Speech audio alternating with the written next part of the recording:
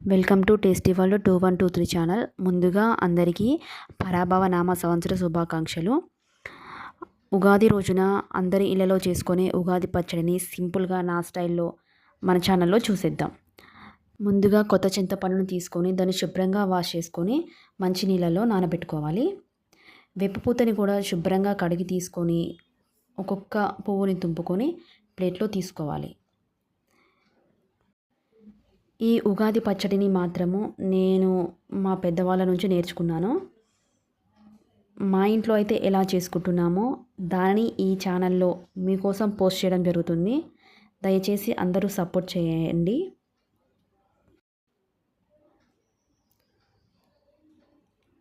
తర్వాత మిరియాలను తీసుకొని దానిని మనము కొంచెం గ్రైండ్ చేసుకోవాలి. మీ దగ్గర మిరియాల పొడి ఉన్నా కానీ అదైనా వాడుకోవచ్చు.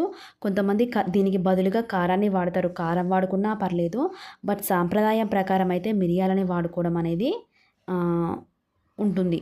సో నేనైతే మిరియాలని ఇలా దంచి తీసుకున్నాను. నెక్స్ట్ రాళ్ళ ఉప్పు తీసుకున్నాను. ప్రజెంట్ ఇది నాకు అవైలబుల్గా ఉంది కాబట్టి నేను రాళ్ళ ఉప్పు తీసుకొని దీనిని కొంచెము అదే రోకలి బండతోటి దంచి తీసుకుంటున్నాను.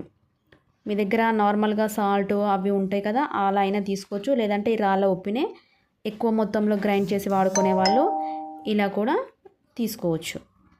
ఇలా ఇవన్నీ ఒకదాని తర్వాత ఒకటి రెడీ చేసుకున్న తర్వాత మామిడికాయని చిన్న చిన్న ముక్కలుగా కట్ చేసి తీసుకున్నాను. ఈ నానబెట్టుకున్న చింతపులుసుని ఒక గిన్నెలోకి తీసుకోవాలి. ఇందులో తీసుకునే వాటర్ని టేస్ట్ మరీ ఎక్కువ పుల్లగా లేకుండా మరీ ఎక్కువ వాటర్ టేస్ట్లెస్ లేకుండా కాకుండా కావాల్సినంత వాటర్ని తీసుకుంటూ మనము పులుపుని అడ్జస్ట్ చేసుకుంటూ తీసేసుకోవాలి.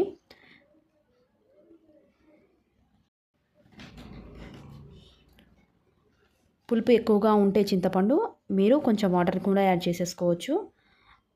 దీని తర్వాత కొంచెం మామిడి ముక్కలని ఇలా వేపపూతని, మిరియాల పౌడర్ని, సాల్ట్ని కూడా యాడ్ చేసుకోవాలి. చివరాకర్లో బెల్లం కూడా యాడ్ చేసుకొని